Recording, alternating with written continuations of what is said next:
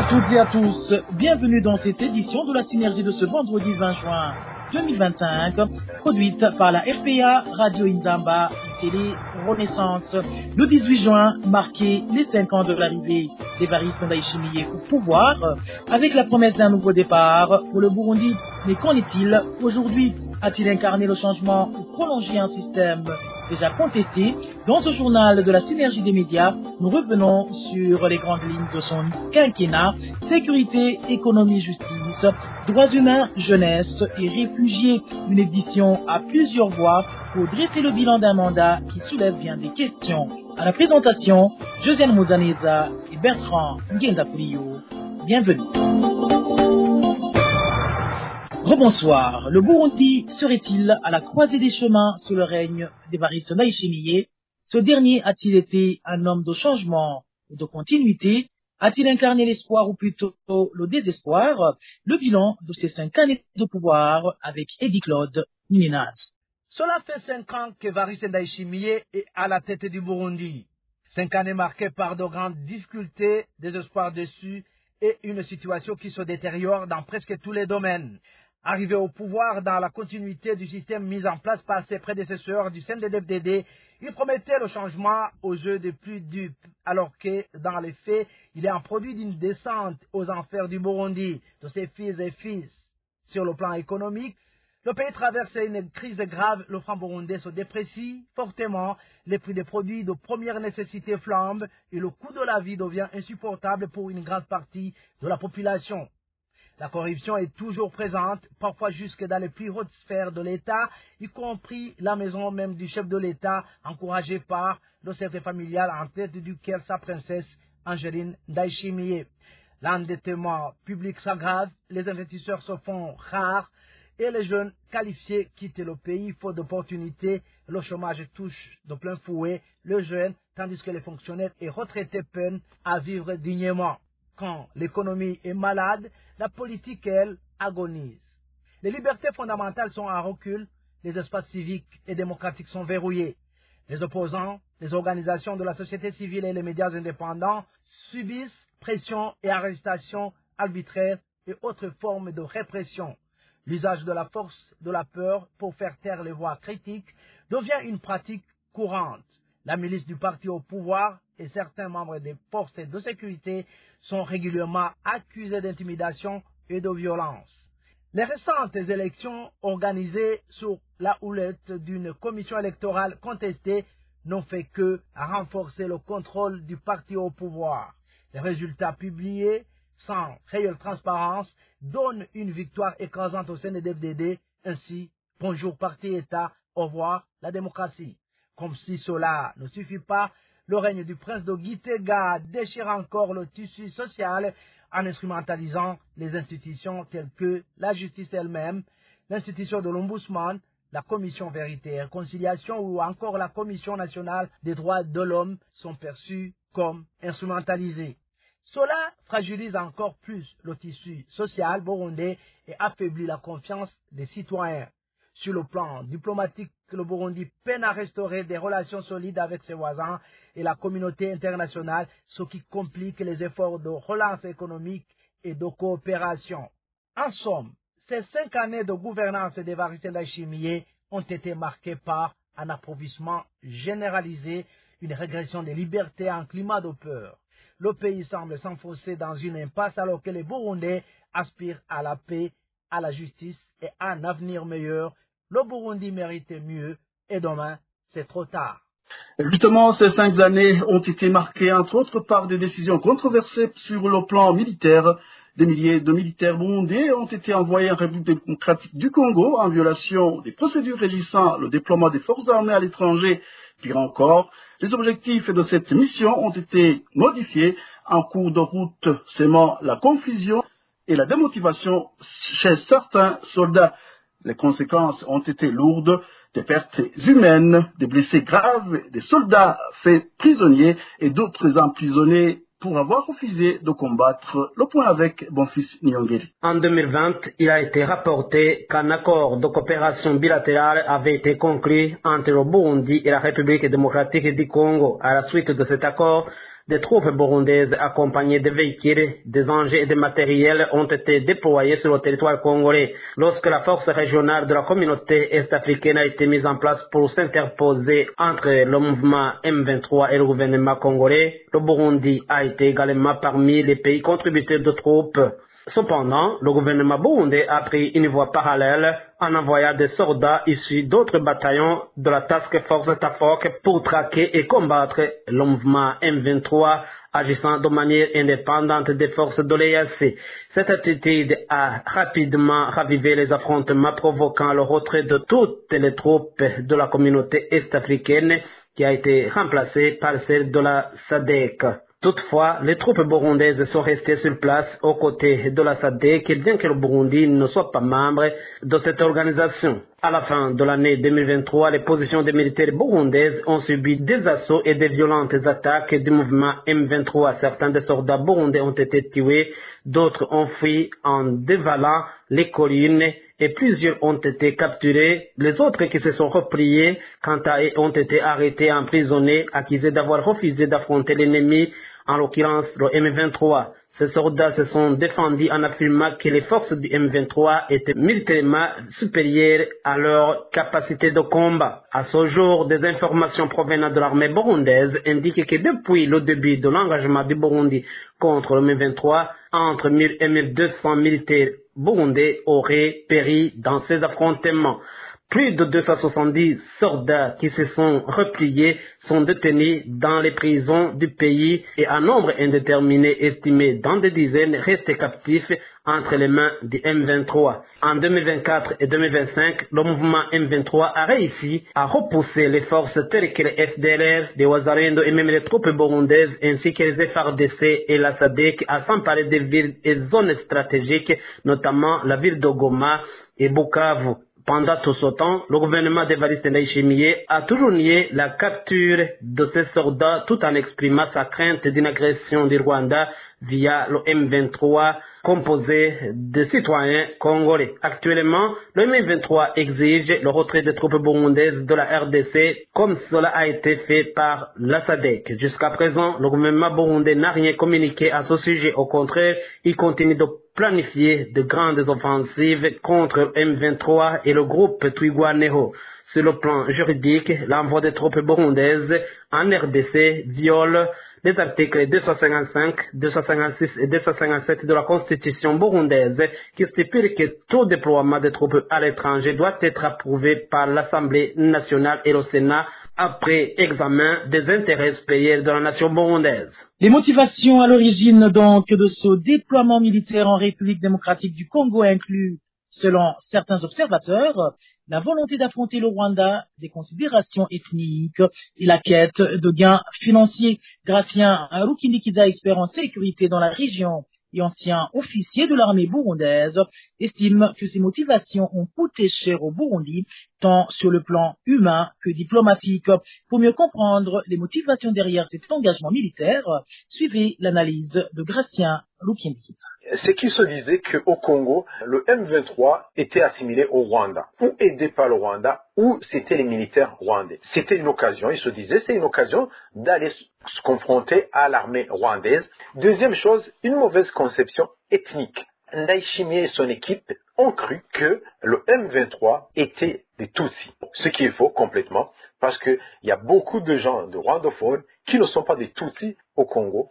Il y a des Hutus au Congo, il y a d'autres qui se battaient, qui sont des rwandophones, qui peuvent ne pas se retrouver dans ces catégories. Alors, ils se disaient, nous, on va combattre ces groupes des Tutsis, parce que éventuellement que les Tutsis du Burundi aussi pourraient fusionner, et donc il va y avoir une guerre des Tutsis pratiquement contre les Hutus.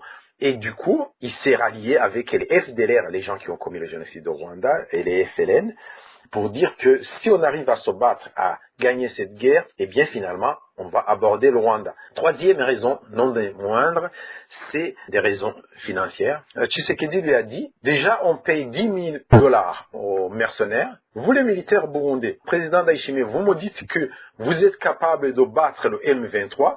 Si c'est cela, je peux vous donner de l'argent, j'ai des minerais, j'ai de l'argent, il n'y a aucun problème. Il lui donne, il lui promet $5 500 par militaire si il envoie les militaires se battre au Congo.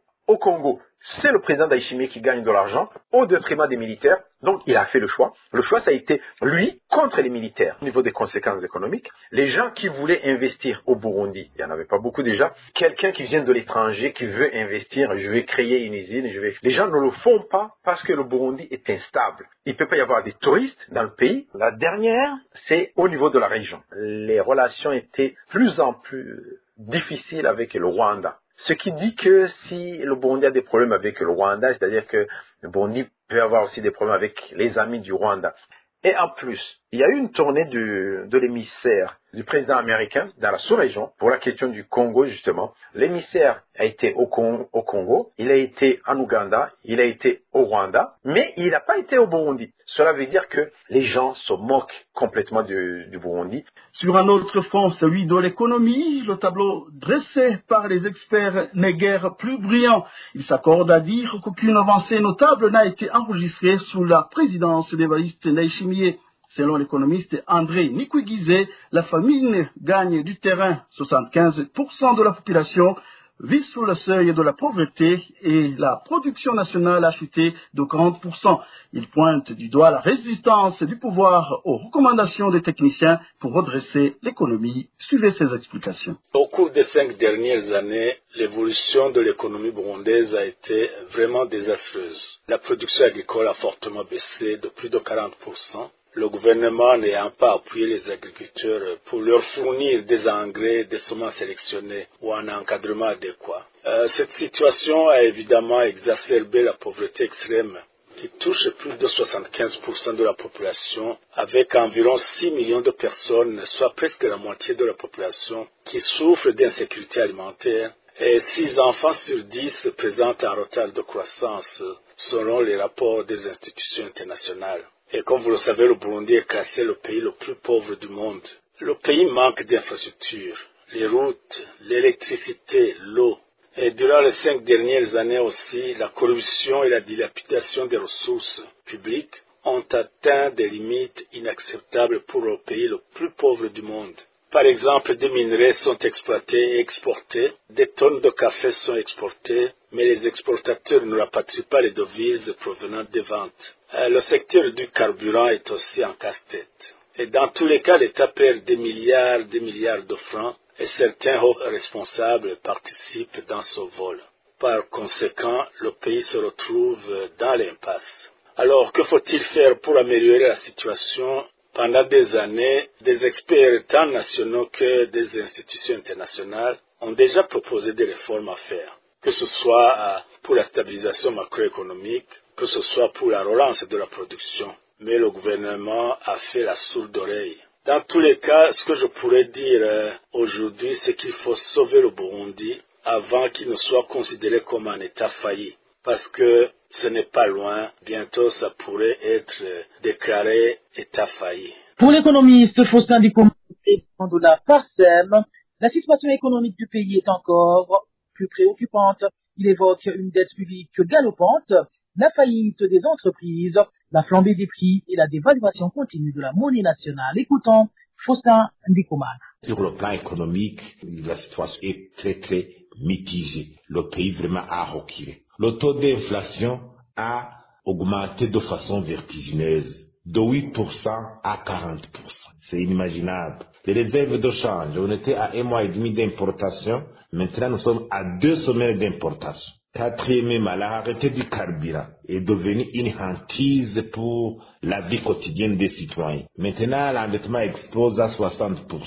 Le déficit budgétaire va toujours crescendo. Le délabrement progressif des entreprises publiques et parapubliques, la chute des investissements directs étrangers. Malgré l'organisation de la table ronde au mois de décembre, les résultats peinent à se concrétiser. Le gouvernement actuel devait prendre des mesures énergiques et rectifier le tir. Ces mesures se centrent sur 5 axes. D'abord, la réforme macroéconomique, la limite du financement budgétaire, croissance masse monétaire, et réformer cette dualité des taux de change. Deuxième axe, c'est la coopération. Si on ne redynamise pas la coopération avec nos partenaires, il sera difficile de s'orienter vers le niveau de la croissance. Troisième axe, c'est l'environnement des affaires pour sensibiliser les investisseurs étrangers. Quatrième axe, c'est la gouvernance, la lutte contre la corruption. Cinquième axe, c'est l'assainissement politique.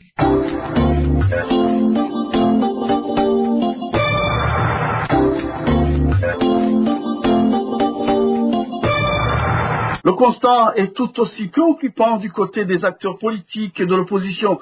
Léonce Ngidakumana, ancien président du parti Sawanya Frodebu, dresse un bilan sévère du quinquennat d'Evariste Ndayishimiye. Selon lui, le pays s'oriente vers un système de parti unique, un modèle qui avait déjà conduit le Burundi à la dérive. Il accuse le CNDD-FDD d'avoir érigé l'exclusion en méthode de gouvernance suivie. Le projet de retour au monopartisme d'État un parti État dans ce pays, ce projet a été réalisé. Mais c'est pas un bon projet. Deuxièmement, l'exclusion s'est aggravée dans la mesure où aujourd'hui on constate que tout le Parlement burundais sera composé uniquement du parti CNDD-FDD, ça veut dire l'Assemblée nationale et le Sénat. Toute l'administration burundaise sera composée par les militants zélés du parti CNDD-FDD. Comprenez que le processus de l'exclusion d'autres Burundais qui ne sont pas membres de ce parti s'est accéléré. Ça, ce sont de grandes réalisations qu'on a remarquées, qu'on a constatées malheureusement dans le sens négatif. On parle de la démocratie dans un parti État, dans un parti unique, même l'IPRONA le disait ainsi. Mais nous avons dit non. Alors, comment est-ce que plus de 30 ans après, on peut retourner à un système qui a coûté cher au Burundi et à la vie des Burundais, qui nous a conduit dans des drames, dans des catastrophes humanitaires. Comment est-ce qu'on peut penser à retourner dans... L'exclusion a fait des dégâts énormes dans ce pays. L'exclusion a provoqué la vie en ghetto ethnique. L'exclusion a provoqué le sous-développement du Burundi. L'exclusion a provoqué des frustrations. L'exclusion a été à la base des revendications de la grande majorité de la population qui avait été exclue et suivie par des répressions aveugles. Comment est-ce qu'on peut, encore une fois, envisager d'exclure certains Burundais de la vie du pays? Et d'ailleurs, en ce qui concerne le retour au monopartisme d'État, un parti unique, le président de la République lui-même et le secrétaire général de ce parti, ils ont confirmé officiellement et publiquement que le développement n'est pas possible en dehors d'un parti unique, d'un parti État. La population continuera à revendiquer la démocratie multipartite basée sur les élections. 2. À contester l'exclusion. Léonce Ngendakumana, ancien président du parti Sawanya Frodebu. Du côté des organisations de défense des droits humains, l'heure est également à la désillusion. Malgré des discours souvent rassurants, les 5 années de pouvoir d'Evariste Ndayishimiye n'ont pas été marquées par de réels progrès en matière de droits humains. C'est le constat adressé par l'association chrétienne pour l'abolition de la torture à Burundi en sigle. Son président, maître Armel Nyongere, dénonce la persistance des violations et l'instrumentalisation de la justice à des fins répressives suivies. Au début de son mandat, le président Ndayishimiye a suscité un certain espoir. Mais ce terrain n'a pas été consolidé parce que très vite, les pratiques répressives se sont intensifiées et la situation des droits humains s'est à nouveau détériorée parce qu'on a vu qu'il y avait beaucoup de violations, il y avait des arrestations arbitraires d'opposants politiques et défenseurs des droits humains, journalistes. Et on a assisté à des tortures et mauvais traitements en détention, souvent dans des lieux secrets et des services nationaux de renseignement. On a observé des disparitions forcées, assassinats ciblés d'opposants, parfois avec une implication présumée des forces de sécurité ou de la milice Imbonerakure du jeune du parti CNDD-FDD. Et aussi, il y a eu la répression de la liberté d'expression avec des médias fermés ou censurés et des journalistes emprisonnés. Et il y a aussi la discrimination et discours de haine, notamment à l'encontre des défenseurs des droits humains, des journalistes, et aussi des discours de haine et aucune réforme institutionnelle de la justice. La justice a toujours été instrumentalisée et durant son mandat par l'exécutif. On l'utilise comme un outil de répression des opposants. Donc l'impunité reste généralisée au Burundi. Et c'est pour cela, oui, il y a aussi les ONG indépendantes qui ont été contraintes à l'exil ou dissoutes. Les activités politiques de l'opposition sont étouffées. Et vous savez ce ce qui s'est passé pour le parti CNR d'Agatogwasa. Donc, si on pourrait vraiment donner un note à sa gouvernance, moi, je le donnerais 3 sur 10. Il y a beaucoup de violations qu'on a observées, notamment la recrudescence des violations des droits humains, torture, détention arbitraire, disparition. Il y a la répression de la société civile, des médias indépendants, la fermeture ou le musellement des ONG critiques, absence de réforme judiciaire, persistance de l'impunité pour les crimes graves, utilisation continue des vulnérables pour des actes de répression, souvent violents. Il y a la répression aussi des hommes politiques et de l'opposition. Donc, le président Ndayishimiye n'a pas mis en œuvre les réformes attendues pour faire progresser durablement les droits humains au Burundi. Et la jeunesse burundaise ne semble pas avoir été épargnée par cette gestion jugée décevante. Le président Ndayishimiye a trahi la jeunesse burundaise en n'accomplissant rien de concret en sa faveur, selon le mouvement international des jeunes burundais, MIJEB. L'organisation affirme que seuls les proches du régime ont bénéficié de certaines opportunités, tandis que de nombreux jeunes ont été manipulés par le pouvoir. Le porte-parole du MIJEB, Daniel Ngendakumana, appelle la jeunesse à se réveiller et à revendiquer ses droits. Cela fait 5 ans que Evariste Ndayishimiye est au pouvoir et pour la jeunesse burundaise, c'est un bilan amer. Il avait promis le changement, le renouveau, l'autonomisation des jeunes, mais aujourd'hui, elle fait cela. Le régime n'a pas libéré la jeunesse, il a plutôt trahi. Premièrement, les projets comme le paillage ont été vantés comme des solutions miracles. Mais en réalité, ils n'ont profité qu'à une minorité déplacée. Le chômage reste massif, les jeunes vivent dans la précarité, sans accès équitable au financement, sans perspective d'avenir. Et quand j'ai le moment de désigner des députés, ça c'est un deuxième fait, même au sein de son propre parti, au sein de DFDD, les jeunes n'ont pas eu de place. Seulement à Gitega, un seul jeune figure sur la liste, il est son beau-frère. C'est une insulte à toute une génération. Le troisième fait, qui est pire encore, c'est que la jeunesse a été instrumentalisée. Les Imbonerakure sont utilisés pour surveiller, pour intimider et même pour réprimer les voix critiques, y compris les voix des jeunes eux-mêmes. Et pendant ce temps, des jeunes militaires sont envoyés mourir en RDC dans une guerre qui ne leur appartient pas. Leur sang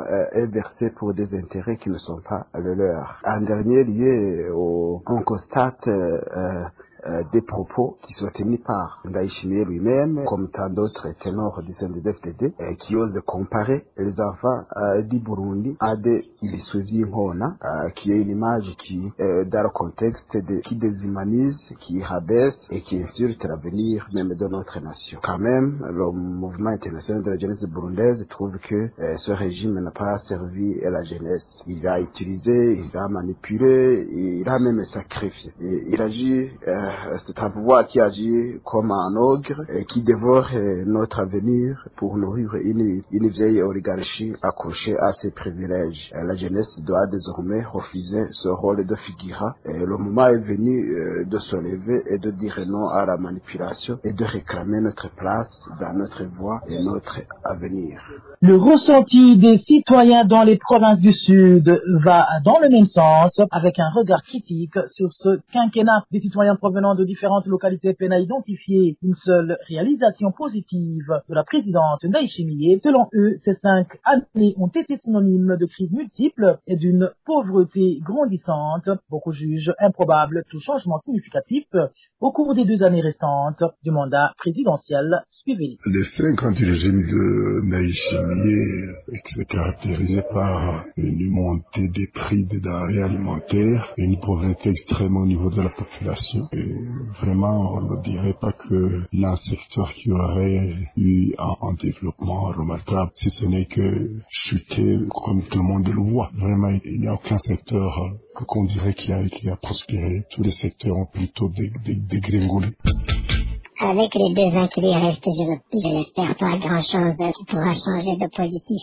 On ne peut pas vraiment espérer grand-chose pour les 2 ans qui restent. Surtout avec ce monopartisme dans lequel ils viennent nous plonger. Je crois que les décisions vraiment qui seront gauches pourront être infligées au Burundi avec les 2 ans qui lui restent. Vraiment, on ne peut pas espérer grand-chose. Plutôt, il faut qu'on s'attende au pire. Pendant les 5 ans que le président Ndayishimiye vient de passer au pouvoir, le Burundi est encore tombé dans un échec très très grave. Imaginez, un pays qui n'a pas de carburant, qui n'a pas de devise. Et puis au marché se sont multipliés d'une façon très grave, très tragique. Les services de l'État ne fonctionnent pas comme il faut, à cause de la pauvreté qui s'observe dans le pays. Donc, aucun Burundais sérieux ne peut dire qu'il est fier de voir encore le président Neba au pouvoir. Il serait mieux qu'il quitte, car il n'en est pas capable de se corriger. La question des réfugiés reste l'un des points noirs du mandat en cours. Le pouvoir d'Évariste Ndayishimiye a sans cesse réservé un mauvais traitement aux réfugiés burundais. Léopold Shalangabo, président de la coalition CDH-Vicar, déplore que même ceux qui avaient accepté de rentrer au pays aient été contraints de reprendre le chemin de l'exil. Il appelle néanmoins le président à se ressaisir et à favoriser leur retour dans les 2 années qui lui restent, suivant Léopold Shalangabo. Durant les 5 années écoulées au pouvoir, le régime dirigé par Ndayishimiye ne semble pas avoir facilité la vie des réfugiés. Depuis son investiture, le président Ndayishimiye a affiché le rapatriement des réfugiés comme une priorité. De nombreux réfugiés ont répondu à son appel au retour, mais parmi ceux qui ont tenté de rentrer au pays, beaucoup ont été confrontés à des problèmes de sécurité. Un rapport récent de la FOCODE a révélé que plus de 10 rapatriés ont été tués ou enlevés, sans compter d'autres violations graves des droits humains. Même ceux qui restent encore en exil ne sont pas épargnés. On observe souvent des menaces venant